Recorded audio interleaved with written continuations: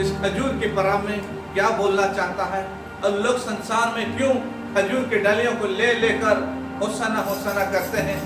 और हम सब परमेश्वर का महिमा करेंगे इस खजूर के त्योहार में किस प्रकार।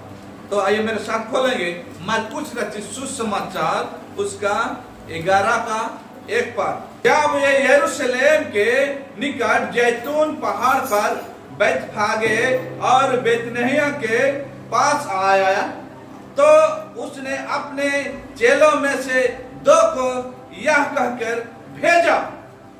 देखो प्रभु यीशु जब सुसमाचार प्रचार कर रहा था और प्रभु यीशु जब लोगों को सुसमाचार दे रहा था और लोग उस समाचार को सुन रहे थे। और वो कौन सा दिन था? प्रभु यीशु जब बपतिस्मा लिया, यूहन्ना से बपतिस्मा लेने के बाद में वो फास्टिंग में गया, यानी कि 40 दिन वो फास्टिंग में गया। फास्टिंग में आके वो लोगों को सुसमाचार सुनाने लगा कि प्रभु की वचन यानी कि पिता का इच्छा क्या है। इस बातों को वो लोगों के सामने बोलने लगा और भीड़ बहुत होने लगे, उनके पीछे होने लगे और सुनने के लिए तत्पर रहते थे। समझ रहे ना? तो हम उन दिनों में प्रभु की बातों को सुनने के लिए अपने मन को तैयार करते थे और उस जमाने में लोग एकजुट होकर प्रभु की महिमा करते थे। इस समय में हम सब चर्च भवन में आके प्रभु की महिमा करते हैं, घरों में जाके महिमा करते हैं। तो यहाँ पर वचन क्या लिखा गया है, एक बार और पढ़ देंगे। जब वे यरूशलेम के निकट जैतून पहाड़ पर बैतफगे और बेतनिय्याह के पास आए तो उसने अपने चेलों में से 2 को यह कहकर भेजा। 2 चेले को भेजा। कितने चेले थे? प्रभु यीशु के कितने चेले थे? उनमें से केवल क्यों 2 को भेजा? आपको जानना है। सबों को बोलता जाओ, तुम सब 12 चेले जाओ। समझ रहे ना? आप में से भी एक एक करके परमेश्वर भेज रहा है। आपको सुनना है। प्रभु आपको भेजेगा। अपने आप को तैयार कीजिए। आपको 1 भी भेजेगा, 2 भी भेजेगा, 3 भी भेजेगा। उन दिनों में चेलों को 2 को भेजा। और कहां भेजा? चलो देखते हैं। सामने के गांव में जाओ। सामने के गांव में जाओ। देखो प्रभु कह रहा है सामने के गांव में जाओ, दूर के गांव नहीं। क्या दूर के गांव में आपको नहीं भेजेगा, केवल सामने के गांव में। आपको समझ में आ गया? आपको कहां भेजने है प्रभु? आपको ना विदेश भेजेगा, ना कि आपको इस देश के कोने कोने जगह भेजेगा, परंतु पहले आपको कहां भेजेगा? आपके सामने के गांव में। पहला बात आपको जानना है, पहले प्रभु यीशु आपके सामने के गांव में भेजेगा। और क्या कहेगा? तो आगे पढ़ो। और उसमें पहुंचते ही एक गधी का बच्चा जिस पर कभी कोई नहीं चढ़ा, बांधा हुआ तुम्हें मिलेगा। हाँ, उसमें एक गधी का बच्चा जिस पर कभी कोई नहीं चढ़ा होगा। समझ रहे ना? प्रभु कह रहा है वो चेलों को कि जाओ सामने के गांव में जहां पर एक गधी का बच्चा बांधा हुआ रहेगा, जिसमें कोई सवार नहीं हुए रहेगा। समझ गए ना? उसे खोल लाओ। उसे खोल के लाओ। यहाँ इसका मीनिंग को हमें समझना है। प्रभु क्यों गधी के बच्चे को लाने के लिए कह रहा है? घोड़े के बच्चों को नहीं बोला, हाथी के बच्चों को नहीं बोला, है ना? ये सब राजा महाराजाओं का क्या है? सवारी करने का एक जंतु था। लेकिन गधे का बच्चा क्या सवारी करने का योग्य था? वो गधे के बच्चा में राजा महाराजा लोग घूमेंगे। और प्रभु यीशु कौन था? राजाओं का राजा और प्रभुओं का प्रभु। तो फिर क्यों बोला हो कि गधे के बच्चे को लेके आओ? वो बोलता कि हाथी के बच्चा को लेके आओ, घोड़े के बच्चा को लेके आओ, नहीं तो घोड़ा क्यों लाओ? मेरा बात समझो मेरे प्यारे भाई बहन। हम सब परमेश्वर के लिखे हुए बातों को जानने नहीं पाते हैं, इसलिए हम उसका ऑपोजिट काम करते हैं। प्रभु यहाँ पर गधे के बच्चे को बोला, यहाँ देखो, हम पढ़ाना चाहेंगे दास का 46। रुको, हम पढ़ाना चाहेंगे और एक बात को जहां पर लिखा गया है, अच्छा उसी को पढ़ो, उसके बाद बताएंगे। उसने 11 का 3 को पढ़ो। वे यरीहो में आए। 11 का 3 को पढ़ो। यदि तुम में से कोई पूछे, यदि तुम में से कोई पूछे, यदि आपको पूछ रहा है कि आप जब जाते हैं गधे के बच्चे को लाने के लिए, तो आपको कोई पूछेगा तो क्या बोलना है? या क्यों करते हो? हाँ। तो कहना प्रभु को इसका प्रयोजन है। प्रभुओं का इसका प्रयोजन है। क्या है? प्रभु की यह प्रयोजन है। जब कोई आपको रोके या टोके तो आपको यही कहना है कि यह प्रभु की प्रयोजन है। तो वो गधे के बच्चे कौन है? आपको अभी समझना है। वो गधे के बच्चे वो है जो व्यक्ति कभी प्रभु को नहीं जाना होगा, जो व्यक्ति बंदियों में बंधा होगा, बोझ में दबा होगा, उसके ऊपर कोई राजत्व नहीं करता होगा। समझ रहे ना?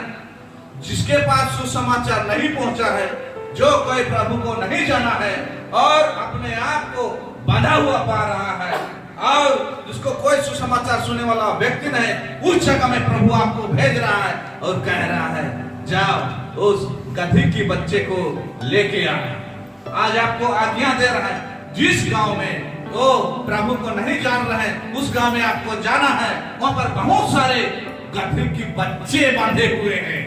बांधे हुए भी नहीं, बहुत सारे गधी की बच्चे बांधे हुए हैं। हरे केवल वो 2 चेलों को केवल नहीं बोला, उसके बाद बहुत सारे चेलों को अन्य अन्य बातों से उसको बताया। एक दृष्टांत में उन लोगों को सुसमाचार दे रहा था। समझ गए ना? तो आपको जानना है वो गधी की बच्चे कौन है, आपको देखना है। आज आपको आदेश दे रहा है, आपको सूचना दे रहा है कि आपको जाना है। कोई यदि कहे कि तुम क्यों खोल के ले रहे हो, तुम खोल के क्यों उसको ले जा रहे हो अपने ओर, तो बोलना ये प्रभु की प्रयोजन है और ज्यादा कुछ बोलने का नहीं। इससे वो समझ जाएगा और वो लोग समझ। आगे पढ़ो। और वह शीघ्र उसे यहाँ भेज देगा। वो लोग भेज देंगे। हाँ आगे। उन्होंने जाकर उस बच्चे को बाहर द्वार के पास चौक में बंधा हुआ पाया। हाँ, और जब चेले गए और देखे तो सचमुच में प्रभु ने कहा है वो बंधा हुआ है चौक में। चलो। और खोलने लगे। और खोलने लगे। उनमें से जो वहाँ खड़े थे, उनमें से जो हम खड़े थे, कोई कोई कहने लगे।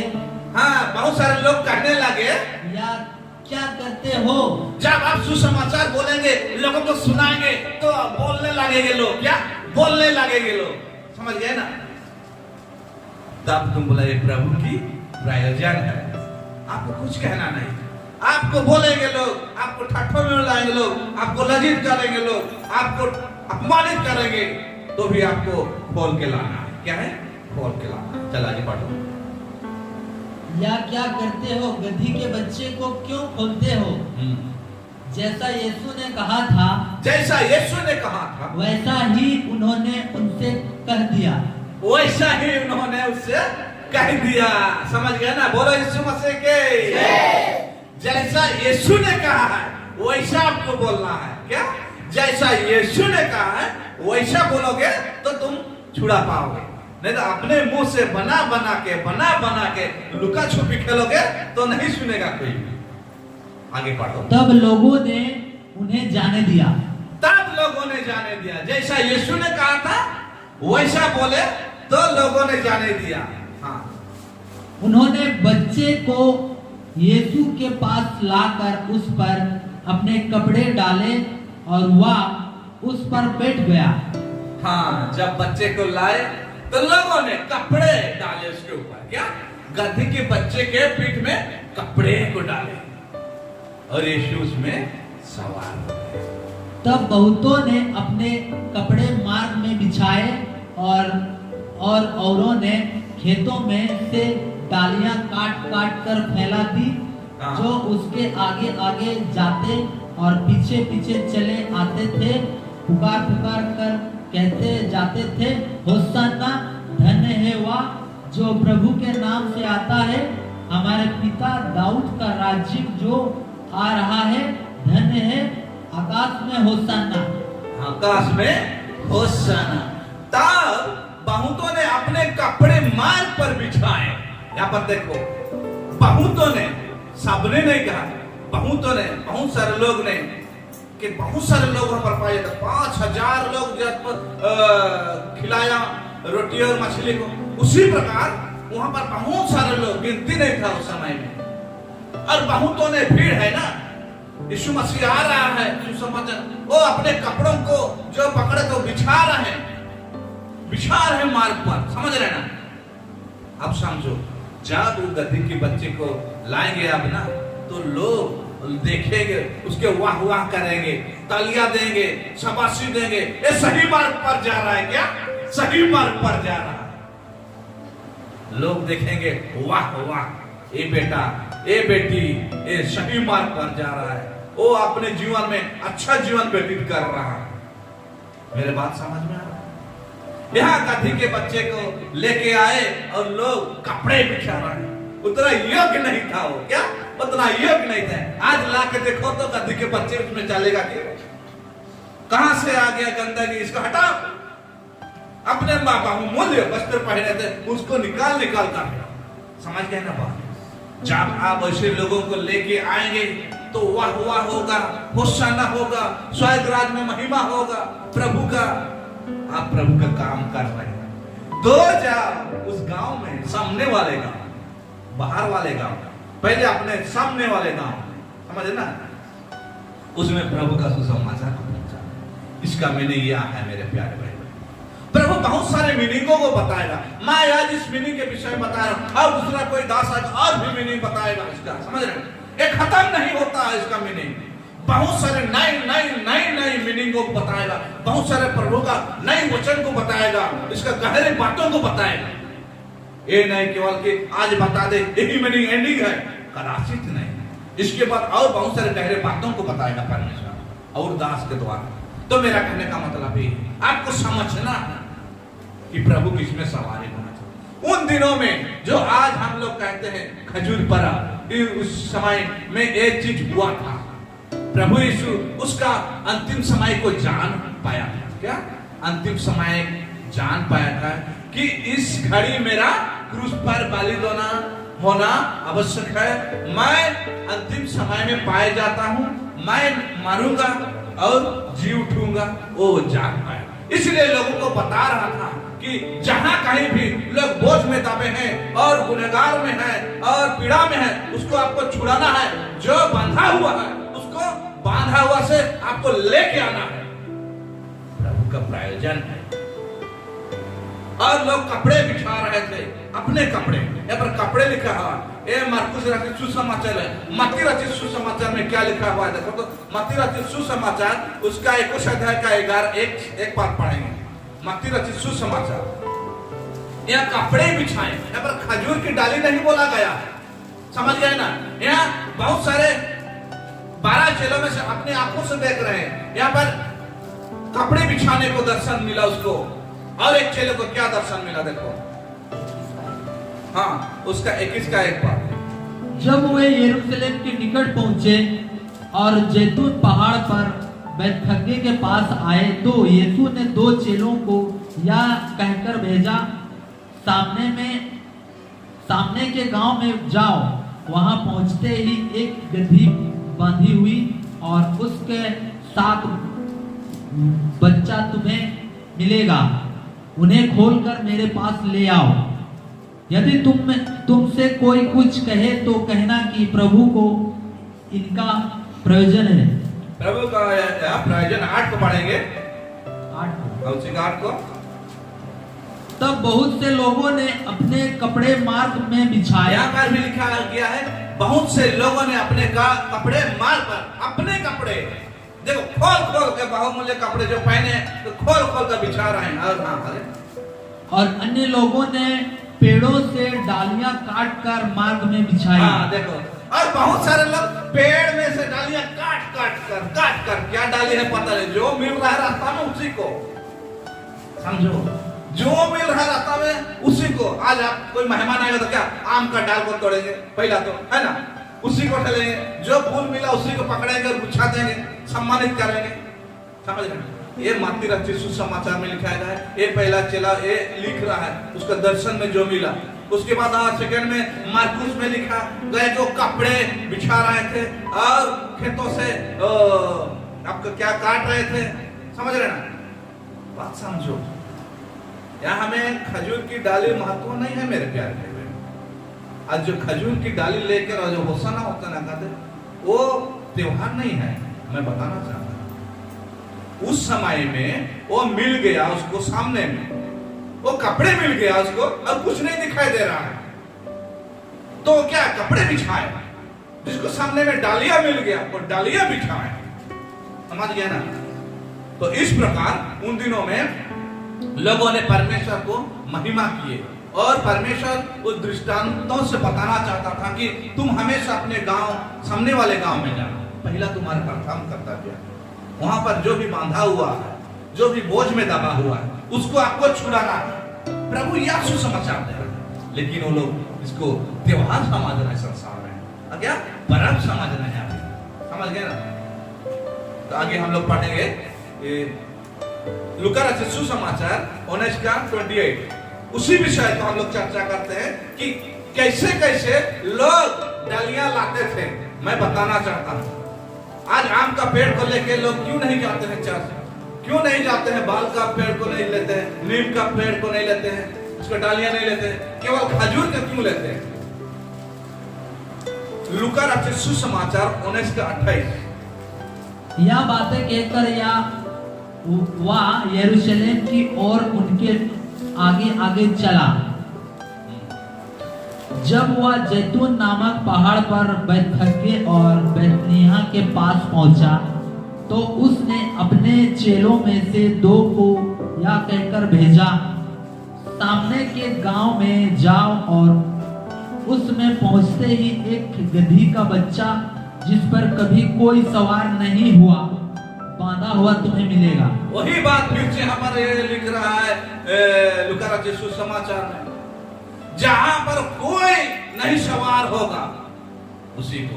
आज बहुत सारे लोग सवारी में नहीं पाए, न किसी देवता को मार रहे, किसी मूर्तों को नहीं मार रहे, किसी को नहीं जानते ईश्वर क्या है, समझ रहे ना, कोई नहीं जानता ईश्वर क्या है, उसको आपको बताना है।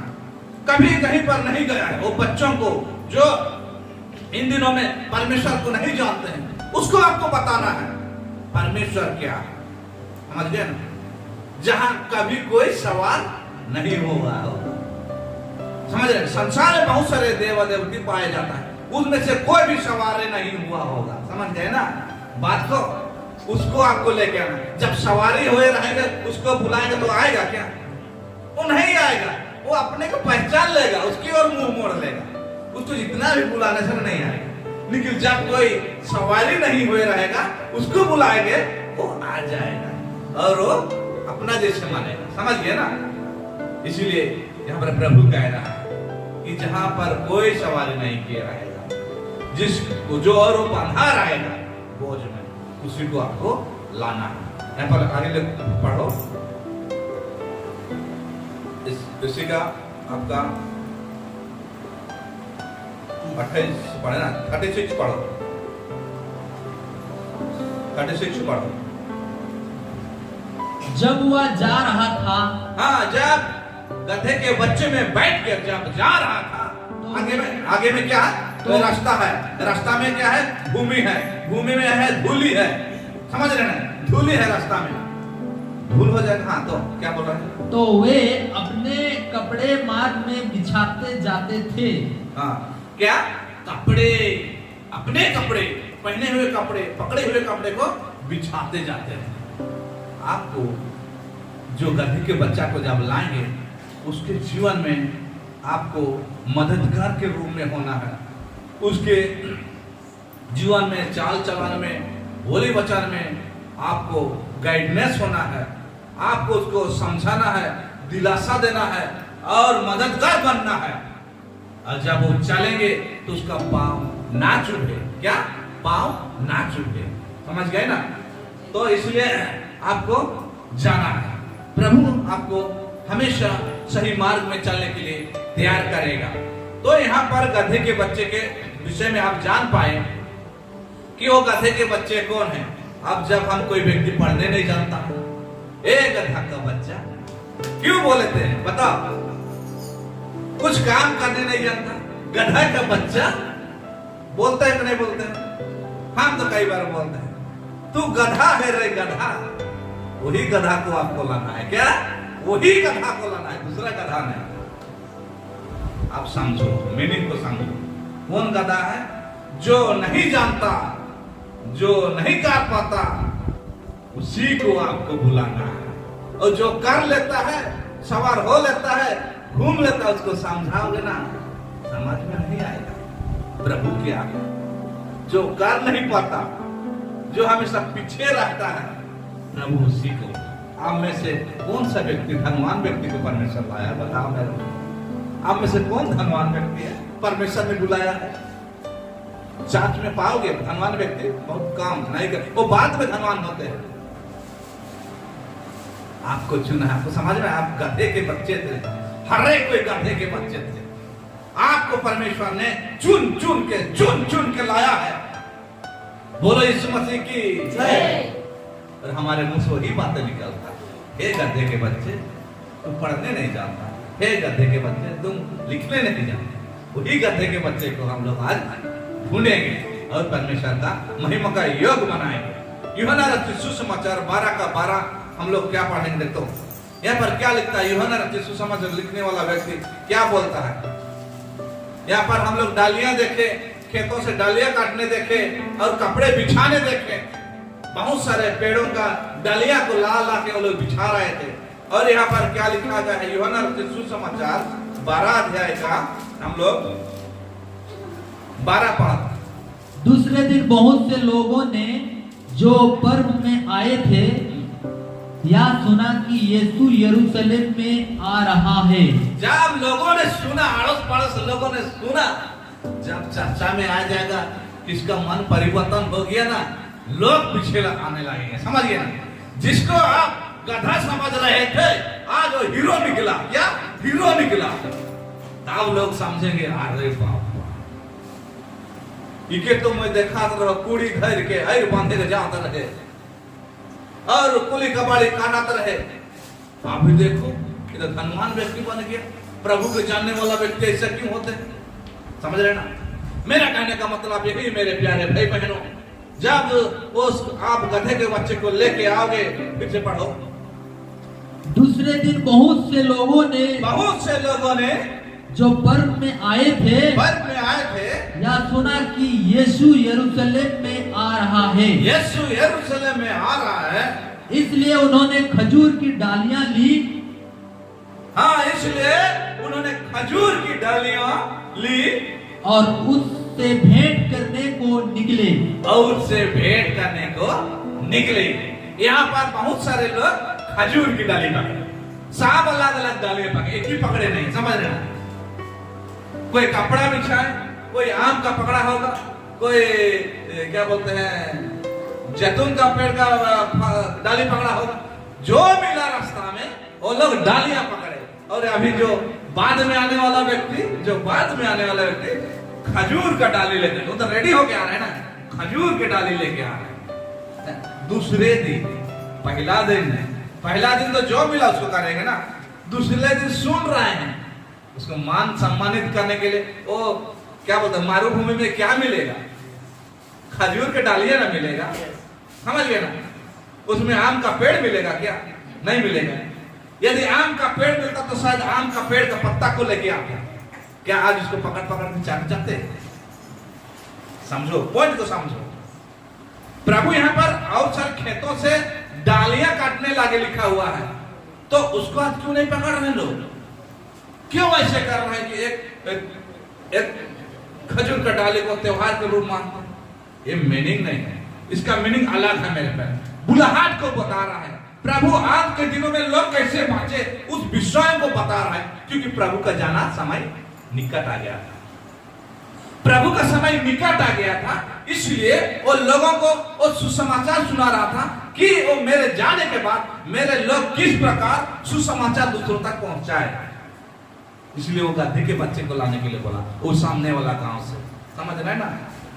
इसलिए जब लाए तो लोग जो भी मिल रहा है रास्ता में, जो भी मार्ग में मिला, उसी को वो लोग आपने उसको महिमा करने के लिए होसन्ना होसन्ना होसन्ना, प्रभु का महिमा हो, ऐसा आवाज देके वो चिल्ला चिल्ला के।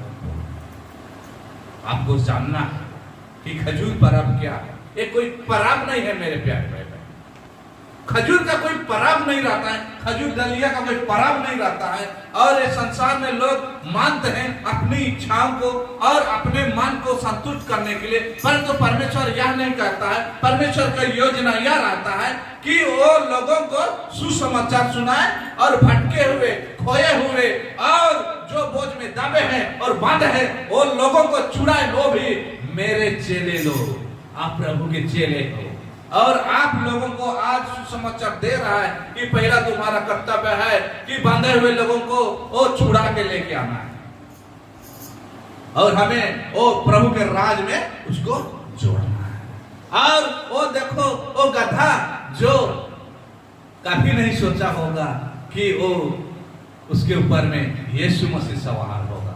वो गधे के ऊपर जब यीशु मसीह सवार हुआ तबे ना उसे अच्छे जगहों में उठने का मौका मिला। तो आपके जीवन में यीशु मसीह होगा ना, तुम भी ऊंचा बन जाओगे। क्या ऊंचा बने, अच्छी अच्छी योद्धा पाओगे, अच्छी अच्छी मान सम्मान पाओगे, इज्जत पाओगे। समझ, वो गधे के बच्चे इज्जत मिलता, उसको मार के उसको बोझ में लाद के काम करवाते। लेकिन वो भाग्यशाली व्यक्ति था कि बांधा हुआ था, उसको छुड़ा के लेके आए, उसको मान सम्मान मिला उसको, क्योंकि उसके ऊपर में कौन था? यीशु मसीह था। यीशु मसीह नहीं रहता तो मिलता उसको? बोलो जो यीशु मसीह की जय। यीशु मसीह जब तक नहीं रहेगा आपके जीवन में, मान सम्मान किया कुछ नहीं मिलेगा। हम सब जाते हैं तो जानते हैं कि ये लोग को मान सम्मान दिया जाए। इसलिए जब हमने आदर के साथ कहीं पर जन से बोली वचन के साथ कि लेन देन के साथ में अच्छी बिहेव करते हैं, समझ रहे ना। तो आप जब प्रभु को लेंगे, आपके ऊपर जब यीशु मसीह सवार होगा तो मान सम्मान और इज्जत मिलेगा। क्या? मान सम्मान और इज्जत मिलेगा। यही बातों को प्रभु ने उन दिनों में उन्हें बताया था। लेकिन आज लोग क्या समझ रहे हैं? यही बातों को प्रभु ने उन्हें उन दिनों में बताया था। मेरे बात समझ में आया कि नहीं आया? प्रभु ने किस तरह से अपने लोगों को बता रहा था। इसको प्रूव करने के लिए मैं आपको बताना, लूका रचित सुसमाचार 19 का 11 पद को पढ़ो कि प्रभु सच में दृष्टांतों में लोगों को सुसमाचार सुना रहा था।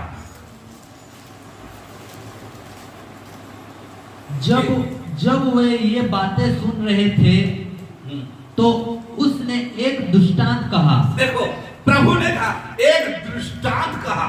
समझ में आया बात? इसलिए कि वह यरूशलेम के निकट था। हाँ। और वे समझते थे कि परमेश्वर का राज अभी प्रकट होने वाला है। परमेश्वर का राज अभी प्रकट होने वाला है।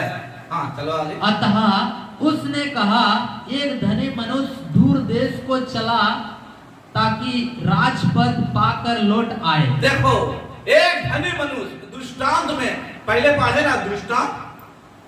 तो मैं जब खजूर की डाली या गधे के बच्चे को लेके आए, एक दृष्टांत था। ये प्रूव करने के लिए इसको फिर से बताना चाह रहा हूं। समझ रहे ना? जो गधे के बच्चे को दृष्टांत में प्रभु ने लिया और उसका सुसमाचार बोला, वो यहाँ पर बता रहा। चलो, हाँ। एक धनी मनुष्य दूर देश को चला ताकि राजपाद पाकर लौट आए। राजपाद पाकर लौट आए। धनी मनुष्य दूर देश में जाए, मैंने अथॉरिटी पाके आ जाए और मैंने पावर पाके आ जाए। समझ रहे ना? तो हाँ, आगे। उसने अपने दासों में से 10 को बुलाकर उन्हें 10 मुहरें दी। उनमें से दासों को बुलाकर उन्हें 10 मुहरें दी, उनके खास लोगों को। ये मुहावरे, समझ रहे? मुहावरे हैं। बता रहा है, समझना है इसे। आगे और उनसे कहा, उसने कहा मेरे लौट आने तक लेन देन करना, परंतु उसके नगर के रहने वाले उससे बैर रखते थे। वो बैर रहा है सुसमाचार को लेन देन करना, लेकिन आड़ोस पड़ोस के लोग क्या कर रहे हैं? बैर रखते थे। यहाँ पर समझना है आपको। और उसके पीछे दूतों के द्वारा कहला भेजा, हम नहीं चाहते कि यह हम पर राज करे। समझ रहे ना? आगे पढ़ते हैं। जब यह राजपाट पाकर लौटा, जब वो अथॉरिटी पाकर लौटा, तो ऐसा हुआ कि उसने अपने दासों को जिन्हें रोकड़ा दी थी अपने पास बुलाया, ताकि मसूल करके उन्होंने लेन देन से क्या क्या कमाया। समझ रहे ना? उन्हें बुलाया और लेन देन से क्या क्या कमाया। ये रुपया और पैसा का विषय नहीं है मेरे प्यारे भाई। आज संसार में हो रहा है ना, उस विषय का बातें नहीं है। हमें प्रभु ने दिया 1 करोड़ तो हमको 2 करोड़ करके दिखाएंगे, ऐसा नहीं। इसका मीनिंग को समझ। सुसमाचार बोने का विषय में कह रहा है। तुम कितने, जो प्रभु ने आज तुम्हें वचन दिया उसके द्वारा कितने लोगों को बचा पा रहे हो, इस विषय में परमेश्वर कह रहा है।